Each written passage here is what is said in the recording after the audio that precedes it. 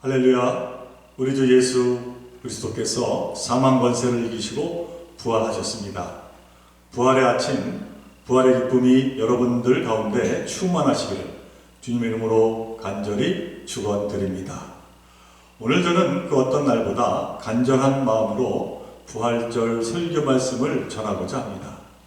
오늘이 부활주일임에도 불구하고 코로나 바이러스 사회적 거리두기 정책에 따라 여전히 가정예배로 드리기 때문입니다. 그러나 우리가 비록 함께 부활절 예배를 드릴 수 없을지라도 부활의 참 기쁨과 소망은 여러분 모두에게 가득하리라 믿습니다. 이 시간 죄와 죽음을 이기신 예수 그리스도의 부활을 마음을 다하여 축하하는 저와 여러분들 되시기를 간절히 바랍니다. 우리가 일반적으로 이해하는 부활이란 죽은 다음에 일어나는 사건이라고 말할 수 있습니다. 그러니까 죽지 않으면 부활이란 없습니다. 죽었기에 부활이 가능해진 겁니다. 요한복음 5장 28절로 29절의 말씀을 보면 이처럼 죽음 뒤에 오는 부활에 대해서 예수님은 이렇게 말씀하고 있습니다. 요한복음 5장 28절로 29절의 말씀, 이를 놀랍게 여기지 말라. 무덤 속에 있는 자가 다 그의 음성을 들을 때가 오나니 선한 일을 행한 자는 생명의 부활로 악한 일을 행한 자는 심판의 부활로 나오리라. 아멘. 세상 마지막 날 죽어 무덤 속에 있는 모든 이들이 부활한다는 것입니다. 그런데 부활이라고 다 좋은 것은 아니라고 말씀합니다.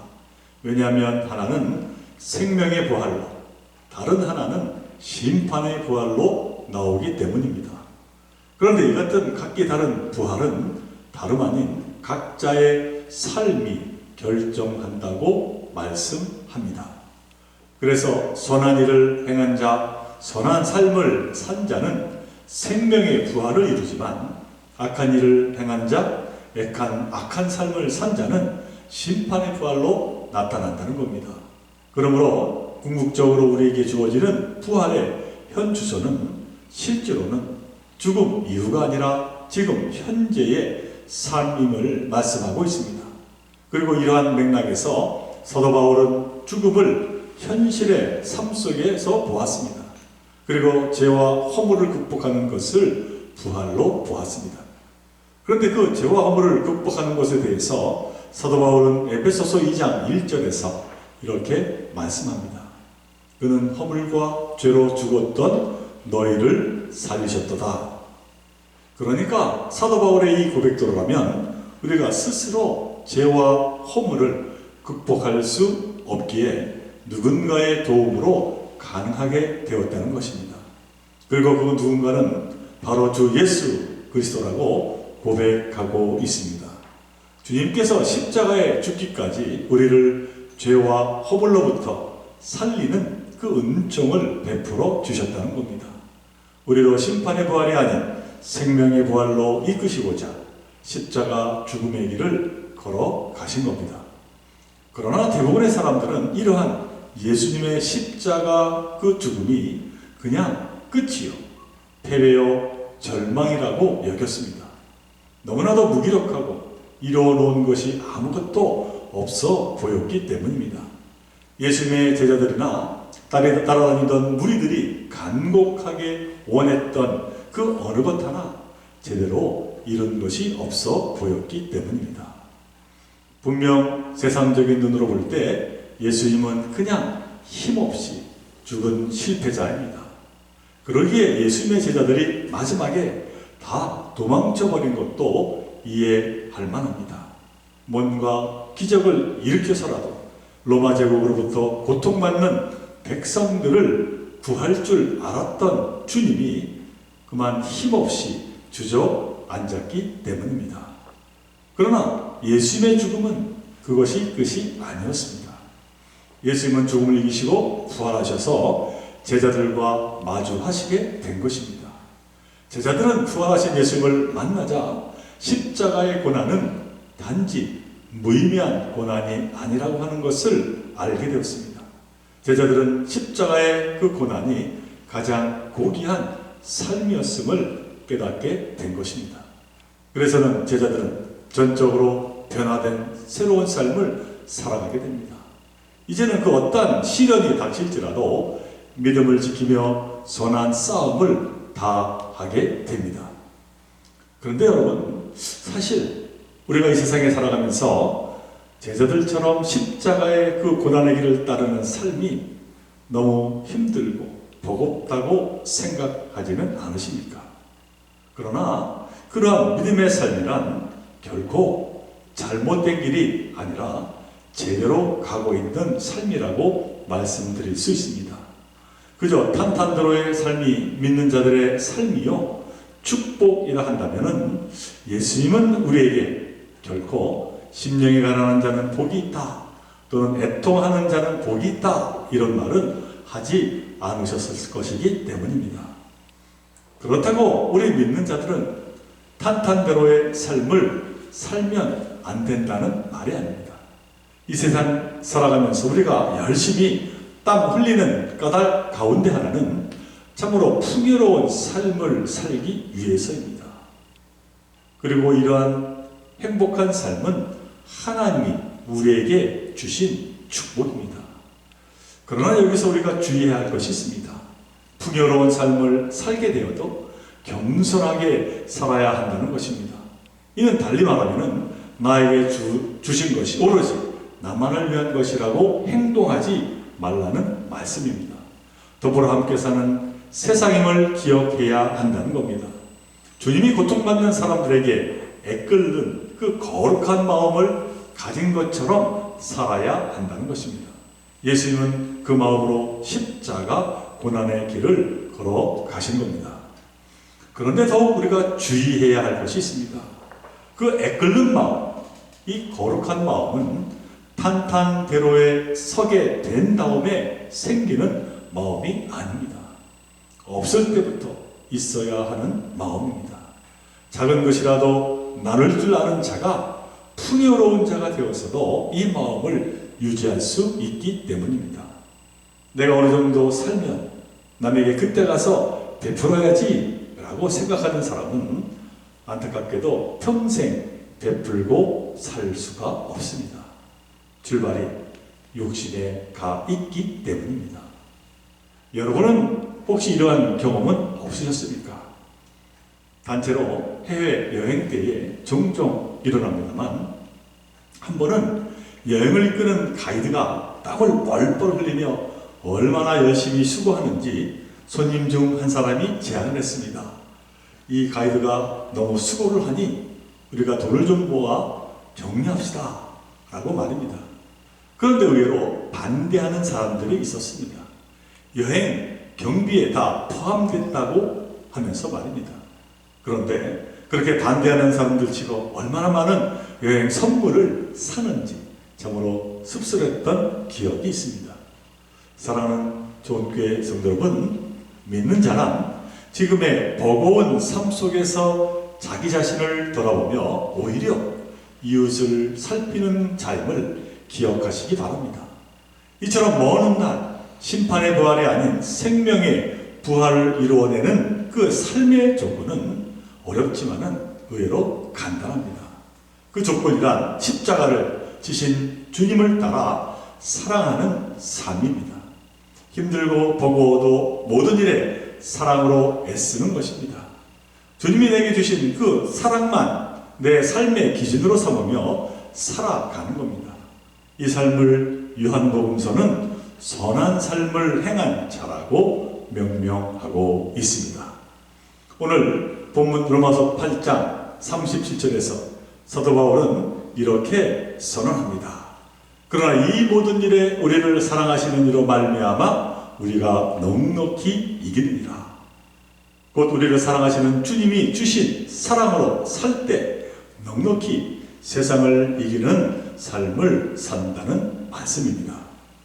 사랑하는 우리 좋은 교회 성도 여러분, 이처럼 주님이 주신 그 사랑으로 세상을 이기며 살아가시기를 간절히 바랍니다. 자, 그런데 우리는 간혹 부부라도 싸움을 합니다.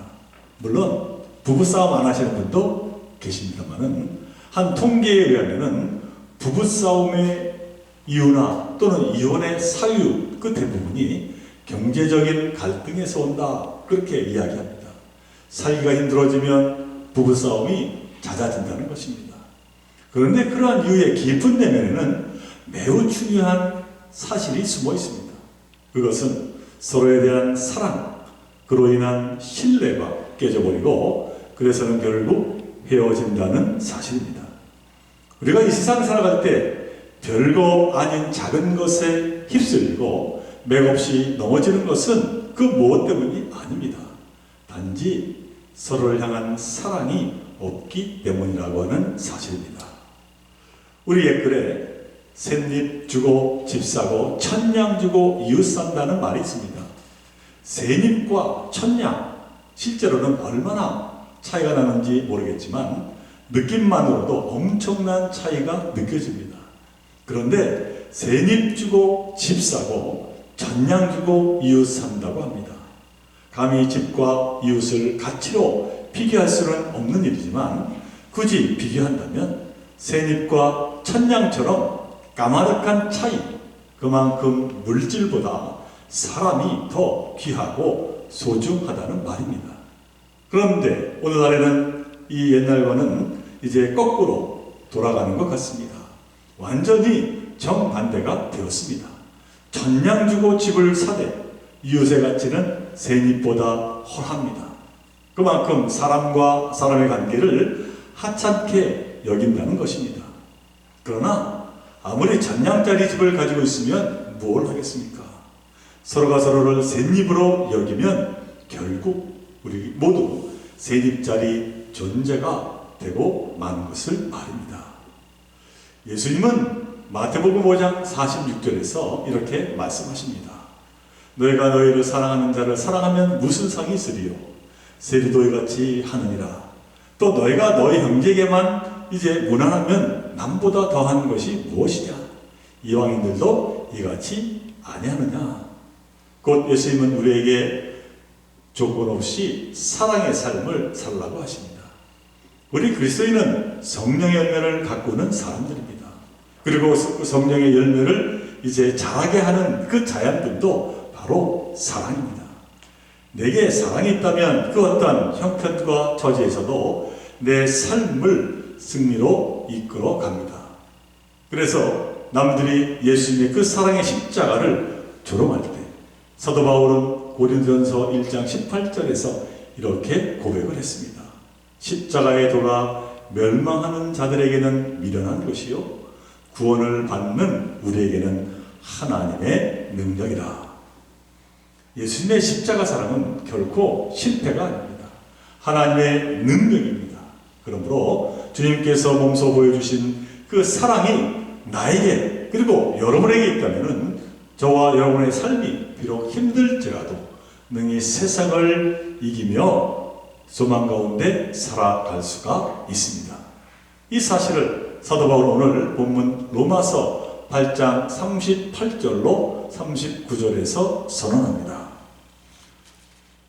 로마서 8장 38절로 39절의 말씀. 내가 확신하노니 사망이나 생명이나 천사들이나 권세자들이나 현재일이나 장래일이나 능력이나 높음이나 기품이나 다른 어떠한 피조물이라도 우리를 우리 주 그리스도 예수 안에 있는 하나님의 사랑에서 끊을 수 없으리라 하는 말씀입니다. 사랑하는 종교의 성도 여러분, 우리로 죽음을 이기고 승리하게 하는 것은 하나님의 사랑입니다. 하나님의 사랑하심으로 죽음은 지고 부활의 열매가 열립니다. 그러나 우리가 만일 죄와 허물에 그만 매어 사는 한 우리는 그만 죽은 자요 패배자임을 잊지 말아야 할 것입니다. 십자가가 어리석으며 패배라고 하는 이 세상에서 진정 그 십자가의 사랑은 부활이라고 하는 승리의 갑임을 기억하며 사랑으로 또한 선한 삶으로 인하여 심판의 부활이 아닌 생명의 부활로 나아가는 저와 여러분 되시기를 주님의 이름으로 간절히 축원을 드립니다. 우리 함께 기도 드리겠습니다. 사랑과 은혜가 풍성하신 하나님 아버지, 오늘 저희에게 주신 사도 바울의 말씀처럼 사랑의 삶을 통하여 생명의 부활을 예비하는 저희 모두가 되게 하여 주옵소서. 사랑으로 세상을 이기게 하시고 부활의 기쁨을 누리며 살아가는 저희 모두가 되게 하여 주옵소서. 특별히 이 시간 가정 예배를 드리며 마음과 정성을 다하여 하나님께 예물을 올려드린 분들이 계십니다. 이 귀한 예물 기쁘게 받아주시며 쓰이는 곳마다 하나님의 사랑과 영광이 차고 넘치게 역사하여 주옵소서. 이제 은혜의 내용에 따라 11조로 감사 헌금으로, 목적 헌금으로, 특별 헌금으로, 부활절 절기 헌금으로 성별하여 드리오니 바치는 손길에 함께 하시며 하늘의 신령한 복으로 땅의 기름진 복으로 충만케 하여 주옵소서. 원아웃기는 지금 바이러스 질병으로 너무나 어려운 형편이지만 하나님께서 가정마다 궁핍하지 아니하도록 세목과 일터를 지켜주실 줄로 믿습니다. 하나님께서 때에 따라 물질의 풍성함도 허락하여 주셔서 주신 사명 잘 감당하며 어려운 일과 사랑을 나눔에도 부족함이 없도록 축복하여 주옵소서. 특별히 이 시간 간과하옵기는 우리 조원의 모든 가정 물꽃 같은 으로 지켜주시며 영육간의 강건함 더하여 주옵소서. 연로하신 어르신들 날마다 세임 더하여 주시고 우리 가운데 원치 않는 병으로 투병 중에 있는 성도들 주 성령께서 함께하여 주셔서 다시 건강 회복하는 놀라운 치유의 역사가 넘치게 축복하여 주옵소서. 저희 가운데 외로운 자, 슬픈 자, 근심 가운데 있는 자 있사오면 하나님께서 언제나 함께하여 주셔서 위로하시고 격려하시며 하늘의 소망을 더하여 주옵소서.